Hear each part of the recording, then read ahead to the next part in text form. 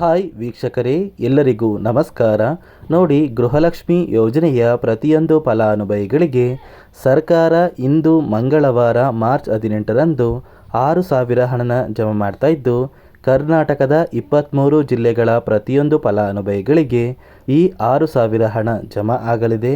ಈ 6,000 ಹಣದಲ್ಲಿ ಸರ್ಕಾರ ಗೃಹಲಕ್ಷ್ಮಿ ಯೋಜನೆಯ 17 ಮತ್ತು 18ನೇ ಕಂತಿನ 4,000 ಹಣ, ಅದೇ ರೀತಿ ಅನ್ನಭಾಗ್ಯ ಯೋಜನೆಯ ಪೆಂಡಿಂಗ್ ಇರುವಂತಹ 5 ತಿಂಗಳ 2,000 ಹಣನ ಜಮಾ ಮಾಡ್ತಾ ಇದ್ದು, ಒಟ್ಟಾರೆ 6,000 ಹಣ ಪ್ರತಿಯೊಂದು ಫಲಾನುಭವಿಗಳಿಗೆ ಜಮಾ ಆಗ್ತಾ ಇದೆ.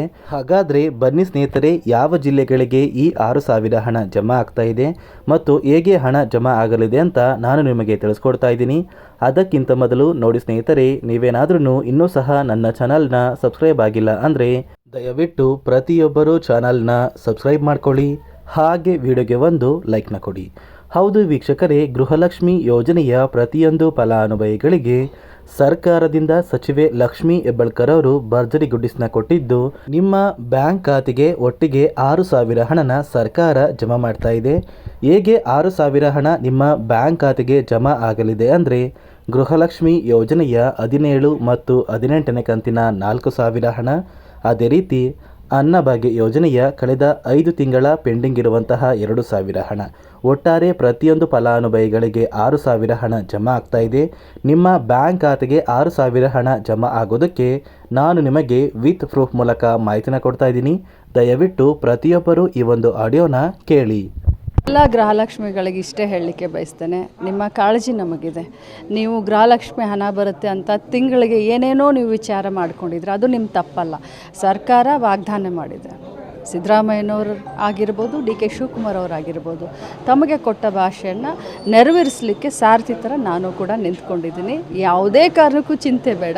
ನಿಮಗೇನು 3 ತಿಂಗಳ ಹಣ ಬಂದಿಲ್ಲ, ಆ 3 ತಿಂಗಳ ಹಣವನ್ನು ಆದಷ್ಟು ಶೀಘ್ರದಲ್ಲಿ ತಮಗೆ ಹಾಕ್ಕೊಡ್ತೀನಿ. ಹೇಳಿದ್ರಲ್ಲ ವೀಕ್ಷಕರೇ, ಸಚಿವೆ ಲಕ್ಷ್ಮಿ ಹೆಬ್ಬಾಳ್ಕರ್ ಅವರು ಕೊಟ್ಟಿರುವಂತಹ ಒಂದು ಮಾಹಿತಿ ಪ್ರಕಾರ ಕರ್ನಾಟಕದ 23 ಜಿಲ್ಲೆಗಳ ಪ್ರತಿಯೊಂದು ಫಲಾನುಭವಿಗಳಿಗೆ ಸರ್ಕಾರ 3 ಕಂತಿನ 6,000 ಹಣನ ಜಮಾ ಮಾಡ್ತಾ ಇದೆ.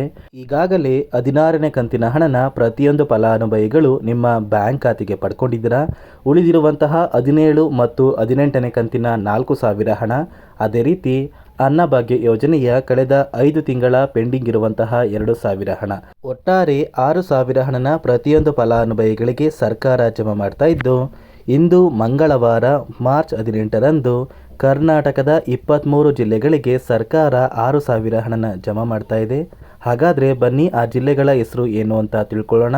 ಮೊದಲಿಗೆ ಬಾಗಲಕೋಟೆ, ಬೆಂಗಳೂರು ನಗರ, ಬೆಂಗಳೂರು ಗ್ರಾಮಾಂತರ, ಬೆಳಗಾವಿ, ಬಳ್ಳಾರಿ, ಬೀದರ್, ವಿಜಯನಗರ, ಚಾಮರಾಜನಗರ, ಚಿಕ್ಕಬಳ್ಳಾಪುರ, ಚಿಕ್ಕಮಗಳೂರು, ಚಿತ್ರದುರ್ಗ, ದಕ್ಷಿಣ ಕನ್ನಡ, ದಾವಣಗೆರೆ, ಧಾರವಾಡ, ಗದಗ, ಕಲಬುರಗಿ, ಹಾಸನ, ಹಾವೇರಿ, ಕೊಡಗು, ಕೋಲಾರ, ಕೊಪ್ಪಳ, ಮಂಡ್ಯ, ಮೈಸೂರು, ರಾಯಚೂರು, ರಾಮನಗರ, ಶಿವಮೊಗ್ಗ, ತುಮಕೂರು, ಉಡುಪಿ, ಉತ್ತರ ಕನ್ನಡ, ಯಾದಗಿರಿ ಮತ್ತು ಬಿಜಾಪುರ.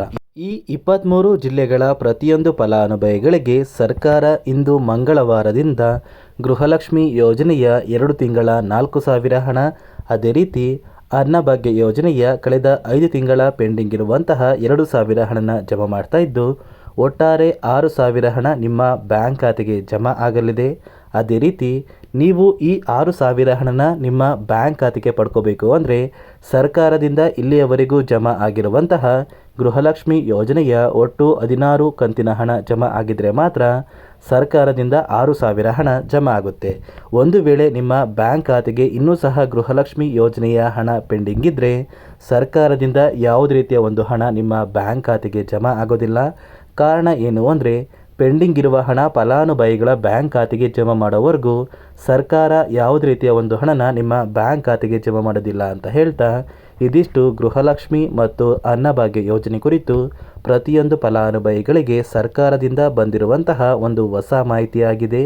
ನಾನು ಕೊಟ್ಟಿರುವಂತಹ ಮಾಹಿತಿ ನಿಮಗೆ ಇಷ್ಟ ಆಗಿದ್ದರೆ ದಯವಿಟ್ಟು ಪ್ರತಿಯೊಬ್ಬರು ನನ್ನ ಚಾನಲ್ನ ಸಬ್ಸ್ಕ್ರೈಬ್ ಮಾಡ್ಕೊಳ್ಳಿ, ಹಾಗೆ ವಿಡಿಯೋಗೆ ಒಂದು ಲೈಕ್ನ ಕೊಡಿ.